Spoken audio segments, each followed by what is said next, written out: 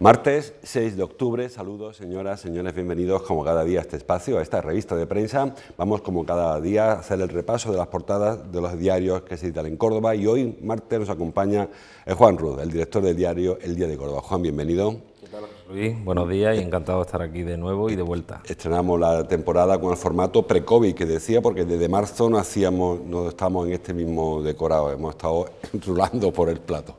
Bueno, pero hemos estado bien, nos hemos amoldado a las circunstancias y yo encantado de estar aquí en nuestra mesa con nuestro debate de siempre a repasar la actualidad del día. Pues vamos a ello. Vamos a empezar con el plan de seguridad y tráfico que ayer presentó el Ayuntamiento para los patios de Córdoba, que como saben comienzan este jueves. El diario El Día precisamente ha escogido ese tema de apertura, 5 columnas. La policía vigilará el botellón y las concentraciones durante los patios, dice el diario del Grupo Yoli. El plan de tráfico municipal permitirá que los autobuses paren en el Alcázar Viejo. Hay referencia en todos los periódicos. El diario Córdoba, en el sumario, titula Cortes de tráfico si la afluencia de público a los patios es excesiva, y el diario ABC también hay alguna referencia, pero el leído estará dentro, sobre el plan de seguridad y tráfico en los patios. En principio son unos patios en pequeño, es decir, se han implementado medidas porque hay circunstancias distintas, el tema de la pandemia, pero el tema de las restricciones de aforo, el tráfico, muy parecido al de la edición de mayo. Sí, yo con toda la cautela posible creo que hay expectación y también algo de temor, ¿no? A ver cómo se va a desarrollar, porque no olvidemos que los patios, nosotros muchas veces desde Córdoba no los vemos, pero tienen una dimensión internacional y en el momento en que hay la más mínima promoción, yo creo que el visitante va a venir, ¿no? Vamos a ver cómo se articula todo este dispositivo, pero desde luego si todos los años es importante este plan que se nos presenta por parte de la policía local y el área de seguridad, yo creo que este año es más importante que nunca, ¿no? Vamos a ver cómo se articula todo para que no haya ni colas, ni haya, desde luego, que se respeten las medidas de seguridad. Estas medidas que también se han impuesto de no más de 15 minutos en un patio, los controladores de zona, en fin. Un poco de expectación y ojalá que todo salga bien, y aunque sea en un formato pequeño como tú dices, pero que podamos disfrutar al menos este año de los patios, ¿no? En cuanto a la accesibilidad, ayer informó Miguel Ángel Torrico, lo habitual, la recomendación es que se utilice el transporte público, se vaya caminando a los patios. Córdoba es una ciudad pequeñita, el casco histórico está en el centro. La recomendación primera es ir andando a los patios, no se podrá aparcar en el Alcázar Viejo, algo que habitualmente no se aparca ya, incluso se elimina el área de motos, se va a hacer una reserva para personas con discapacidad funcional o algún tipo de discapacidad motriz también en la misma zona, es decir, que lo mejor ir caminando. Horario de 11 a 2 y de 5 a 8 y media o 9 durante los fines de semana. Algo, como digo, muy parecido. Se ha previsto incluso una medicalización, una especie de medicalización del patio, una zona en Santa Marina, creo, ¿no? Sí, hay varias zonas, pero bueno, repito, yo creo que todas esas aportaciones además nos van a servir para el futuro cuando ojalá llegue pronto, entremos en la nueva normalidad o en la normalidad absoluta. O en la vieja normalidad. O en la vieja normalidad, ya no sabemos cómo denominarlo, pero sí es verdad que todo estas pequeñas aportaciones que se van haciendo desde el punto de vista de la seguridad, yo creo que se deben de mantener en el futuro, ¿no? Yo a mí sí me preocupa el tema de las colas. Hablabas antes del plan de tráfico, se eliminan algunas zonas como las de estacionamiento y demás, pero sí se va a permitir que entren los autobuses, ¿no? Los autobuses, sabes que normalmente cuando vienen a los patios suelen ser excursiones más o menos organizadas, pero bueno, son entre 40 y 60 personas los que vienen en un autobús. Si se juntan con otros visitantes, yo es lo que, en fin, un poco la expectativa que tengo de que eso se sepa controlar de alguna manera para que evitemos las grandes aglomeraciones, ¿no? Y luego la percha de los patios que atrae a mucha gente, también atrae a jóvenes y que luego pues se puedan producir estos pequeñas concentraciones de botellones que ya hemos visto con el balance de este fin de semana, que nos ha pasado la propia policía. Creo que ha habido 66 sanciones en el fin de semana en Córdoba por botellón. A mí me parece que con lo que ha caído ya desde marzo, el número de multas es excesivo. Sí, debería haber más conciencia en ese sentido porque ya llevamos mucho corrido. En cualquier caso, botellón es más de cruces que de patios. Es verdad que no haber cruces puede trasladarse quizá un poco la fiesta, pero yo creo que es más de cruces que de patios. El problema, José Luis, es que yo creo que en los últimos meses lo hemos estado viendo y en verano también, con la Fuensanta también. Cualquier no fiesta ya es motivo de excusa para, en fin, que determinados grupos que desde luego hay que dejar claro que no representan a todos los jóvenes, ni muchísimo menos, pero bueno, esos pequeños grupúsculos de jóvenes y no tan jóvenes, porque yo puedo dar fe que he visto grupos de personas bebiendo en la calle y demás, que, en fin, que casi podían tener nuestra edad, y no exagero, ¿no? Bueno, por acabar con este asunto, hay que decir que se quiere poner en marcha, no sé si se anunció o no, una aplicación para que muestre la congestión en zonas, pensando más en la edición del año próximo que la del 2020, pero que eso en esta ocasión será especialmente importante. Cuando vayamos a una zona, ver cómo está aquello de gente, porque al final el problema fundamental en esta fiesta va a ser la aglomeración. Sí, yo creo que sí. Es más, yo creo que incluso hasta última hora creo que los patios se van a presentar a lo largo de la mañana otra serie de detalles de cómo van a funcionar. Yo creo que, aunque no se diga, ha habido hasta, en fin, cierta inquietud hasta esta misma mañana para ver si se daban las condiciones, porque en fin, todo esto no es solo organizar los patios, que están las medidas de seguridad, también se ha estado muy atento y me consta a cómo han ido esos partes diarios de PCR, de positivos que van saliendo, de ingresos en UCI que afectan a la capital y a la provincia, porque todo eso también es importante y determinante, ¿no? Cambiamos de asunto, volvemos a los patios seguros estos días. Foto en el diario Córdoba para la visita de ayer de Luis Planas, lo hizo para un acto propio del Grupo Z, pero aprovechó para lanzar este mensaje. Luis Planas reclama unión para conseguir una buena PAC. Se está negociando la política agraria común, cuando está a punto de comenzar la campaña del aceite, con las perspectivas buenas, sin extraordinarias, sin medio altas, y bueno, con el sector un poco en candelero como siempre. Recordemos que cuando empezó todo este lío de la pandemia, estaba la calle de los tractores reclamando una serie de dignidad para el campo, aquello se ha quedado paralizado, pero todo está aquí de nuevo, volvemos a la PAC, volvemos a precios justos, volvemos a todo lo que es la cadena de la alimentación.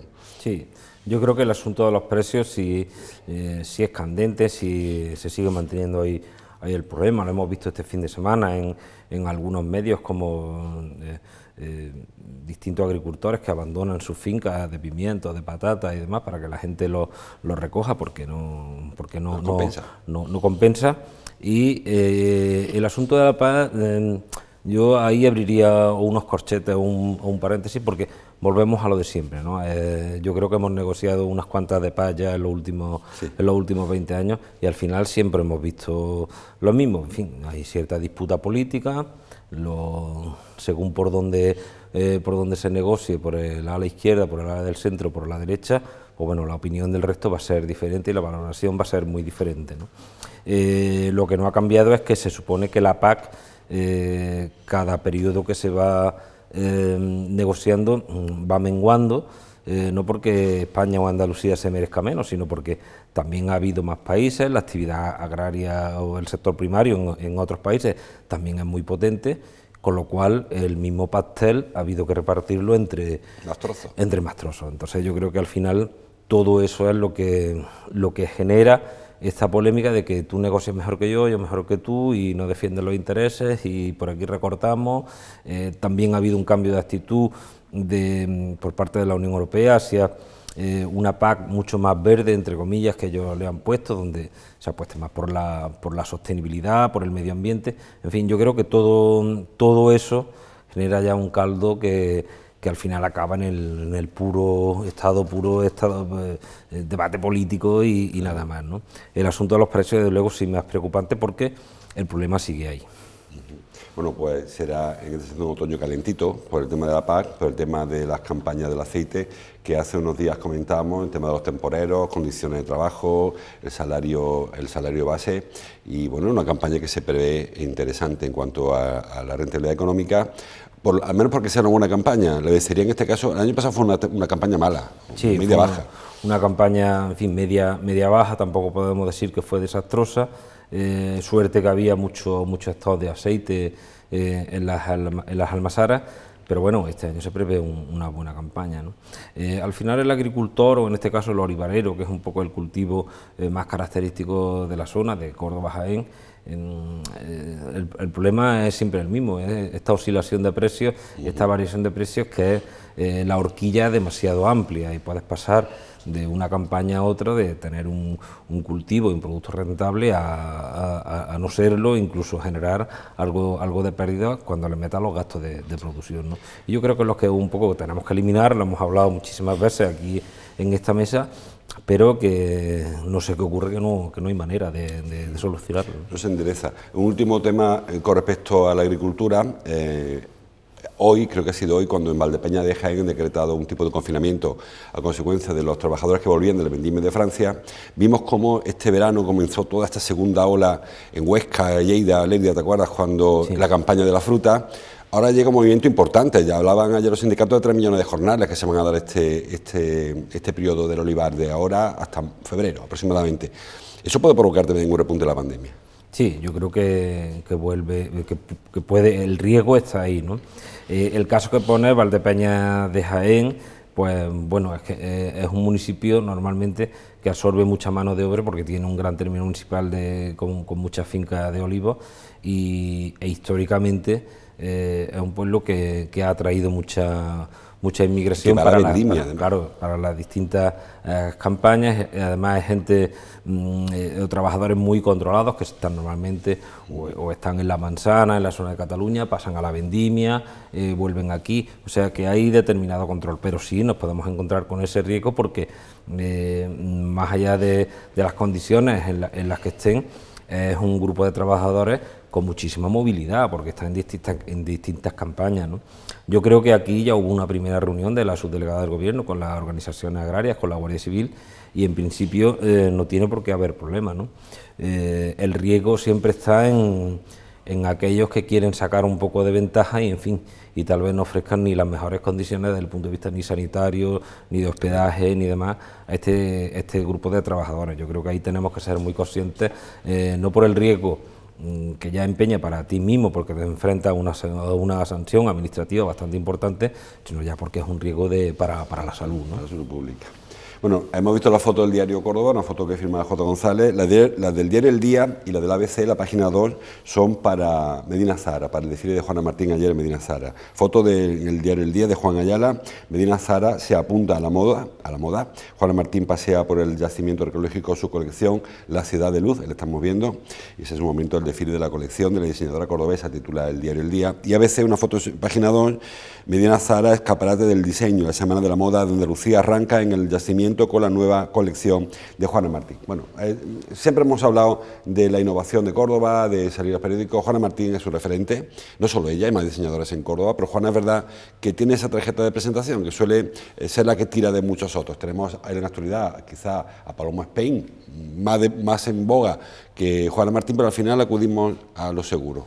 Sí, aquí se trataba de que el arranque de esta Semana de la Moda de Andalucía pues ha tenido lugar en Córdoba. Yo creo que ha sido un acierto el elegir Medina Zahara por temperatura y demás, y por climatología. Yo creo que era oportuno hacerlo allí, además con una diseñadora de la tierra, y me parece un gesto importante, no solo para dar a conocer la moda andaluza, sino también un patrimonio que sí, ya hemos hablado tú y yo en muchísimas ocasiones, que por el hecho de estar a 4 o 5 kilómetros del casco urbano siempre es el gran desconocido y el que más cuesta muchas veces visitar, con lo cual a mí me parece un gesto desde luego muy loable y que era digno de esa fotografía, aparte de que el ambiente daba juego para yo creo que fotos muy llamativas y muy impresionantes, ¿no? Hay galería en todos los periódicos, galería fotográfica, y les invito a que las recorran porque el entorno es espectacular. Esta utilización del patrimonio histórico en la actualidad, hay que le raya un poco porque entiende que son espacios museísticos, pero creo que esa integración es fundamental. Ahora hablaremos también del Portillo y hablaremos de algún otro espacio monumental de Córdoba. Tenemos templos romanos por medio, tenemos la mezquita catedral que se utiliza recurrentemente para conciertos. Creo que es importante que la gente conozca el patrimonio y lo integre como suyo. Sí, yo creo que todo esto, siempre que cuente con el aval de los expertos y de los técnicos, yo no conozco ningún informe ni de un arquitecto, ni arqueólogo, ni nada que llame la atención que este tipo de eventos dañen el patrimonio, ¿no? Yo no sé si tú lo conoces, pero yo no conozco ninguno. Hay una raya, recuerden la polémica del rally cuando se colgó un cartel en la puerta del puente, los anclajes de la mezquita cuando se colocó el carro oficial, o sea, una línea gorda hay para evitar que sí, que claro, no. Pero yo creo que son eventos totalmente diferentes. En este caso se trata de un desfile. Hemos visto, no sé, acudimos no hace mucho o hace unos años a un concierto de Vicente Amigo, también en el Salón Rico de Medina Serra. Yo creo que si se actúa con cierto sentido común, que por desgracia no es el más común de los sentidos, pues el patrimonio también está para eso, y esto es una manera de darlo a conocer, con lo cual a mí me parece que siempre que haya un informe técnico de por medio de que avale todo este tipo de encuentros, todo lo contrario, debemos de hacerlo, ¿no? Y el asunto que tú me comentabas es verdad, que con el rally hace unos años, en fin, es que se colocaron unos carteles en la puerta del puente, en fin, ahí no hace falta ni ser muy técnico, ¿no? Simplemente es una cuestión casi, en fin, de gusto y de estética, ¿no? Y los anclajes de la mezquita, pues cuando el primer año de la carrera oficial también hubo algún que otro problema ahí, que yo creo que se solventó al año siguiente sin ningún problema y no ha vuelto a causar más incidencias, ¿no? En general, el patrimonio que se usa es patrimonio que se conserva. Hemos tenido este fin de semana un hecho vandálico, ayer hablábamos, la ronda del Marrubial, en la muralla del Marrubial.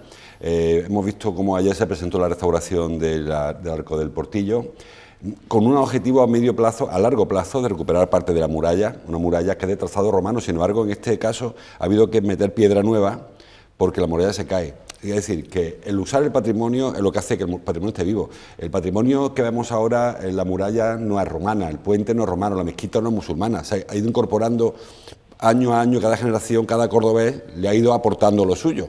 Y los arcos de la mezquita son nuevos, los arcos del puente son todos nuevos, porque esa es la viveza del patrimonio. Claro, la mano del hombre tiene que estar ahí siempre para aportar, para sumar, para que prevalezca la historia. Yo creo que eso ha ocurrido así siempre y por fortuna, ojalá siga ocurriendo, ¿no?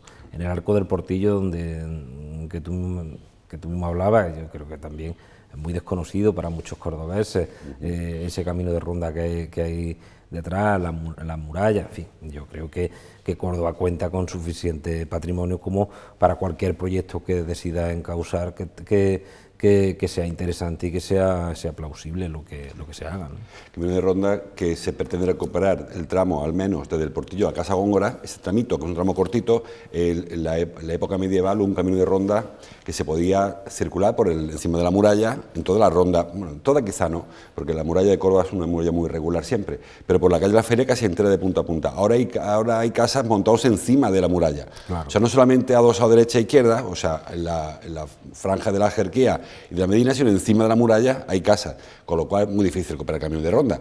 Pero en fin, con el tiempo, como decía el otro, y cada vez que haya una reforma, adaptar la licencia. De hecho, ha habido ya varios casos de licencias de obra que se piden en el torno del Arco del Portillo, que se han supeditado a la recuperación de camino de ronda, a la recuperación de la muralla, que no siga tan encorsetadas como está actualmente. Sí, siempre se pueden tomar medidas, es verdad que drásticas no se pueden tomar, pero... Sí, echar abajo un edificio. Exactamente. Porque también es verdad que los titulares de esas viviendas tienen unos derechos con el paso del tiempo y hubo alguien que le permitió hacer eso, ¿no? Pero yo creo que con el paso del tiempo sí se puede ir protegiendo poco a poco para que estos enclaves, en un en largo o muy largo plazo pues se puede recuperar determinado patrimonio, ¿no? Que también es algo que hemos visto, como tú mismo lo dices, hay casas encima de la muralla, ¿no? También fue el efecto contrario, cuando la muralla tuvo o dejó de tener ese uso que tenía antes como lugar de paso, pues se permitió alegremente pues que allí se construyeran viviendas. Seguramente en aquel contexto histórico se vería como algo lo más normal y lo más habitual, diciendo vamos a aprovechar este espacio para que se pueda habitar este entorno de Córdoba. Seguramente se hizo con esa idea, ¿no? Sí, sin ningún tipo el único fin de utilizarlo, igual que hemos hecho abajo la puerta de Córdoba, que es muy reciente, cuando se bajó Puerta Gallego, la Puerta Nueva, pues, no parece necesario que tuviera la puerta y se quitó. Hoy, pues más de uno daría un brazo por tener las puertas, como ocurre en Ávila, ocurre en Lugo, ¿no? Aquí no hay puertas porque se quitaron y se mantuvieron 1,5 y ya está. Pero la muralla se fue fosilizando en la ciudad y se queda. Sí, yo de todas maneras, José Luis, es que ahí también yo siempre, sin querer defender las auténticas barbaridades que se han hecho a lo largo de los siglos, sí es cierto que el concepto de cuidado y protección del patrimonio que tenemos ahora, no pensemos que es algo innato en ninguna, ni civilizaciones, ni incluso cultura, ni en la propia nuestra, hasta bien entrado el siglo XX. Antes pues podían ocurrir todas estas cosas, claro, no se valoraba, ¿no? Entonces es reciente, no llevamos ni 100 años con esta cultura de proteger nuestro patrimonio, con lo cual nos podemos encontrar con esto, con una situación de anomalía que ahora, visto desde ahora, podemos pensar, Dios mío, ¿cómo se pudo permitir se hizo esto, aquello? ¿no? Solamente un caso en Córdoba, y un paréntesis pequeñito, que fue el de Carlos I de España y de Alemania, cuando vio el estropicio de la iglesia de la mezquita catedral, que sí que dijo aquello de habéis destruido lo único para construir lo que hay en cualquier otro sitio, que era una catedral dentro de la mezquita. El único caso que yo recuerde de un reconocimiento del patrimonio histórico-artístico que tenía Córdoba, hablamos del siglo XV, XVI en este caso, cuando Carlos I tuvo que mediar en el conflicto. Exactamente. Pero si no, pues seguramente pues se hubiera acabado con todo el patrimonio. Torres, mezquitas, catedrales, iglesias, etcétera. Bueno, seguimos. Vamos con la provincia. Trae el diario El Día la portada que Benamejí demanda restricciones a la Junta por el COVID. Cordópolis dice que Córdoba sigue sumando más municipios con tasas de alto riesgo y riesgo extremo de contagio. Son hasta 15, 16 los municipios que están por encima de las ratios marcadas, aunque es verdad, como yo siempre digo, que hay un poquito de truco, porque no es lo mismo que haya 500 casos por 1.000 habitantes o 100.000 habitantes en un pueblo grande que en un pueblo pequeño. Un pueblo pequeño con que haya 4 o 5 se dispara en la tasa, pero realmente no es tan preocupante como una tasa en Madrid o en Córdoba o en Lucena, donde sí que preocupa. Sí, las estadísticas, mirándolas fríamente, pues en fin, son muy maleables y en fin, se pueden interpretar de distintas maneras, ¿no? Lo que sí es verdad que hay que establecer un tope. Se estableció ese mínimo de 500 casos por cada 100.000 habitantes y que hay un grupo de municipios que lo superan. En unos casos, como tú bien comentas, debido a la propia estructura del municipio, el número de habitantes y demás, se trata de situaciones que no preocupan, y en otros sí. En el caso de Benamejí, la propia alcaldesa reconoce que bueno, que es un municipio pequeño, muy agrupado, o sea, muy concentrado desde el punto de vista arquitectónico y demás, pues claro, preocupa, y lo que piden es medidas de movilidad, ¿no? Y lo hemos visto pues en Lucena, que por fortuna parece que se va recuperando. Lo hemos visto en la localidad de Casariche, que bueno, aunque pertenece a Sevilla, es también un pueblo muy cordobés, porque hace mucha vida en las ciudades del sur de Córdoba, Lucena, Puente Genil. En fin, yo creo que depende de cada momento, se irán tomando medidas. Hemos visto el caso de Almodóvar, que todavía está en el aire si se aplican distintas medidas de movilidad o no, ¿no? Lo que sí es verdad, y yo lo comentaba el otro día con los compañeros en la redacción, es que si somos muy estrictos en la aplicación de ese tope que se ha visto, desde luego deberíamos de tener algún que otro municipio con restricciones de movilidad respecto a lo que se marca originariamente, ¿no? Hoy puede ser el Consejo de Gobierno de la Junta de Andalucía, y puede ser que se dicte una medida de restricción en Almodóvar, porque en Almodóvar la tasa está muy por encima de lo de lo permitido, que en este caso Almodóvar está en 1.300 casos por 100.000 habitantes, cuando el tope que se habló era de casi 3 veces menos, o sea, era 500, estamos 1.300 y subiendo, porque el caso de Lucena sigue estando alto, pero bajando. El caso de Lucena, por ir a apunte antes, está bajando, o los casos más graves como Santa Eufemia son por los pequeñitos, son 1.400 pero pequeñitos, pero Almodóvar está en ese término medio, que es un municipio ya medio y la tasa no remite, ¿no?, que es el problema en este caso con Almodóvar. Además, bueno, ayer dimos las cifras de la COVID, 22 contagios solo en Córdoba, parece que ha habido un nuevo problema con la máquina que hace PCR, con lo cual hoy probablemente encontremos la compensación de la de ayer o mañana la de ayer y la de hoy, porque al final lo de las notificaciones nos tiene todos despistados. Sí, e incluso es posible y sería todavía peor, no quiero asustar a los telespectadores, que se junte la rotura de la máquina, como tú dices, y que se arrastre en caso del fin de semana, que todos sabemos cómo se las gasta, en este caso, no la Junta de Andalucía, sino todas las administraciones, ¿no? El tema de la comunicación de los datos, lo hemos hablado en los distintos programas este verano, yo creo que está siendo un hándicap por parte de esta y de todas las administraciones. Sí. No se está haciendo de manera correcta, creo yo, y al final los culpables parece que somos los medios, que simplemente tratamos de dar las cifras más oficiales posibles de lo que hay. Y quisiéramos contar otras cosas, pero tenemos que contar lo que ocurre, ¿no? Lo que nos dicen que ocurre. Claro, lo que nos dicen que ocurre, ¿no? Yo algún que otro comentario o lector, pues no hacéis referencia a los curados. Pues mire usted, es que en los 4 últimos días no ha salido que hay 0 curados en Córdoba. Sí, pero yo he conocido que salió del hospital, porque dan casos. Es que yo tengo 2 conocidos que se dieron ayer de alta y no aparecen en la estadística. Pues mire usted, pues lo pondremos a mano. Pero... Claro. Entonces es muy complicado que nosotros como medios de comunicación podamos hacer nuestras propias estadísticas fiables. Tenemos que fiarnos de la administración, que para eso está y para eso les pagamos, ¿no?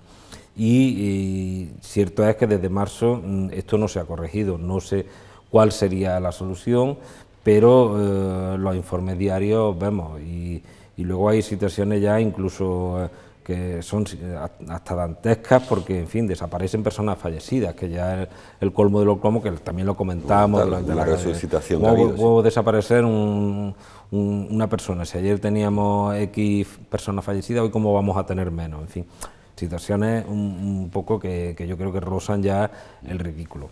Yo veo que en este apartado la Consejería de Salud sigue sin tomar nota de lo que está ocurriendo.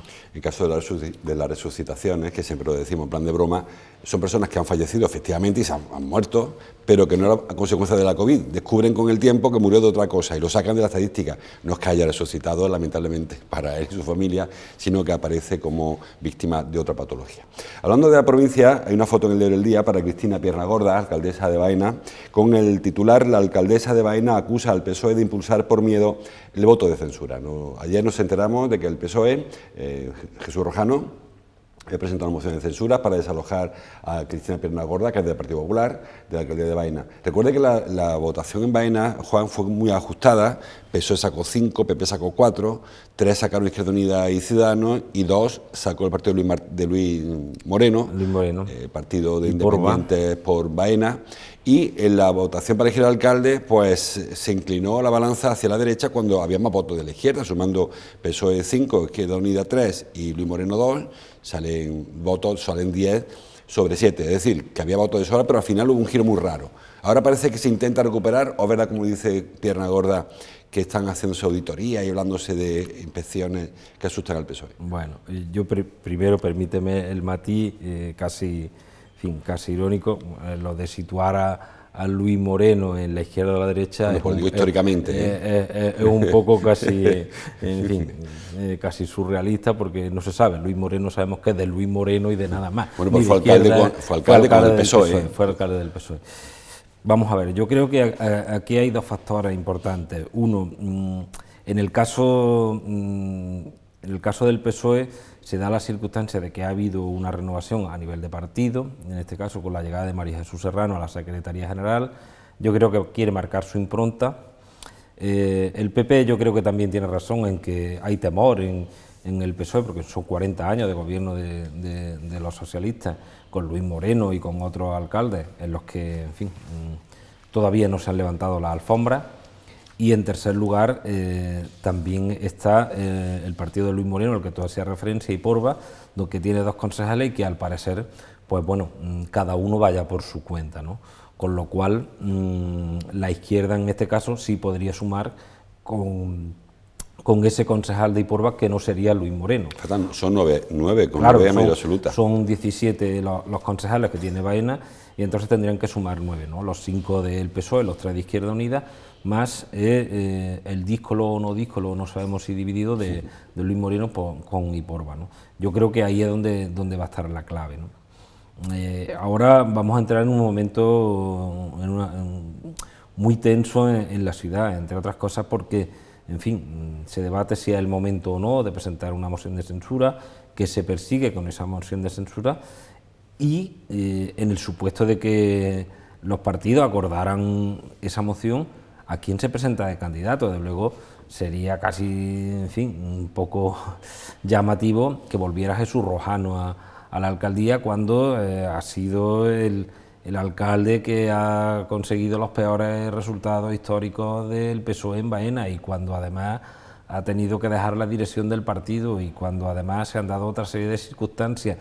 En fin, yo creo que entraríamos en un momento, si ya de por sí la situación es compleja en Baena, muchísimo más con todo lo que se avecina, donde va a estar más pendiente la pugna política que el servicio a los vecinos, que creo que debería ser lo importante, y sobre todo en estos momentos, ¿no? Y con respecto a la crítica o la denuncia de la alcaldesa, de Cristina Piernagorda, que decía que tienen miedo que se levanten las alfombras, hay un par de casos en Baena, Aqualia, creo que uno de ellos, el del Tejar también, que es lo que no sé por qué, en lugar de decir no quieren que investigue, pues no levanta la alfombra. Esa alcaldesa puede coger mañana, abrir expedientes, sacar ahí información y hacerla pública si realmente, en lugar de levantar sospechas o decir que ha habido, que no ha habido, bueno, que lo haga público y ya está.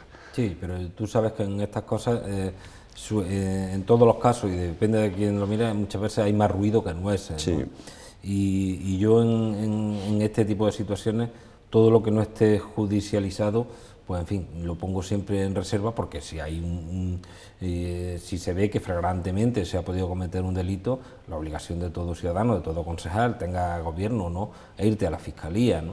Y si no lo han hecho es porque, en fin, puede haber ciertas irregularidades o ciertas conductas que éticamente sean reprochables, pero de ahí a que sean un delito o una falta, pues puede ir mucho. Y yo creo que ahí va a estar un poco la clave. Lo que es verdad es que las formas de gobernar Baena que ha tenido en los 40 años han sido las que han sido, y eso lo sabemos todos los que hemos seguido la actualidad de la provincia, con Luis Moreno y con otros alcaldes y alcaldesas, claro. Bueno, terminamos, estamos fuera de hora para el deporte. El diario Córdoba titula: el Córdoba completa su plantel. El diario El Día, con foto para Alain Oyarzún y Salido dan el último retoque. Bueno, Alain no, el de la foto ha salido. Y el diario ABC también he leído por ahí. El Córdoba refuerza su ataque con los fichajes de Alain Oyarzún y Alberto Salido. Oyarzún, exjugador de la Real Sociedad, Salido, exjugador del Atlético de Madrid. Bueno, se cerró la plantilla del Córdoba justo en el toque de la campana. Ayer se cerraba el mega fichaje, 2 incorporaciones, un delantero, un extremo. Parece que ya están los mimbres, ahora hay que ver qué se hace con esto. Sí, vamos a ver. Hasta ahora equilibrio en todas las líneas y juventud parece ser que es lo que predomina, ¿no? Yo creo que Saba tiene un plantel del que al menos sobre el papel no se puede quejar. Otra cosa será cuando ruede el césped y veamos lo que son capaces de ofrecernos, ¿no? Pero sí es verdad que ha habido una renovación, sobre todo a nivel de juventud del equipo, que yo creo que deberíamos tener en cuenta, y ojalá cuando empiece a rodar el balón pues nos ilusione desde el primer momento a todos los cordobesistas. Pasa que hay una reflexión que hacen muchos cordobesistas, y es que para un equipo con tantísima presión, que no puede perder un solo partido, el Córdoba se ha puesto una raya, se ha puesto un objetivo tan elevado que es subir sí o sí, que no se puede perder partido. Haría falta quizá un poco más de veteranía, no sé si con Javi, si alguno de la cantera, los que van a amarrar un poco a la gente joven, decir, mira, que esto es largo, esto es una carrera de fondo, pero la presión es altísima en el cordobesismo. Sí, pero yo creo que ahí también juega un papel importante lo que es el entrenador, el staff técnico, y si me apura hasta el propio equipo de directiva. Yo creo que los futbolistas, por muy jóvenes que sean, o sea, tal vez salvando el caso de algún que otro juvenil que pueda fichar como apuesta de futuro, tienen que saber dónde van. Y cuando firman tienen sus representantes, tienen sus asesores y saben dónde van. Y si, por ejemplo, cuando cruzas de Peñaperros para abajo y vienes a equipos como el Cádiz hasta hace unos años o el Córdoba, tú sabes a lo que viene y a dónde viene, con lo cual la presión está ahí. Y yo creo que en ese sentido, aunque estaría bien tirar de veteranía, los futbolistas tienen que ser conscientes de dónde están, y es un trabajo también de los técnicos y del entrenador. Bueno, pues una liga corta, la de este año, una liga con, no sé, son 20 partidos, usted puede llevar a segunda división sin ningún problema, creo que son menos, la que no se pueden desperdiciar los puntos, en los que está claro que si se hace la cosa bien se puede subir relativamente fácil, porque también es verdad que el embudo se ha abierto de alguna manera, pero que si se hace mal no hay que recuperar, no hay tiempo para recuperar. Así que el Córdoba tiene que empezar muy enganchado, muy con los objetivos muy claros y a ganar partido a partido. No hay margen de error. Una frase muy futbolera también. Pues hasta aquí llegamos, Juan. Muchas gracias como cada martes por tu visita. Te espero el martes que viene, ya no te nos escapas. Aquí me tendrás, no te preocupes. Gracias, Juan. Y gracias a ustedes. Mañana no hay programa. Mañana vamos a hacer un programa especial desde el Palacio de Congreso con motivo de la celebración de la entrega de los cordobeses del año del Grupo Z de Diario Córdoba. Así que nos vemos ya el próximo jueves. Hasta entonces, como siempre, gracias por su atención.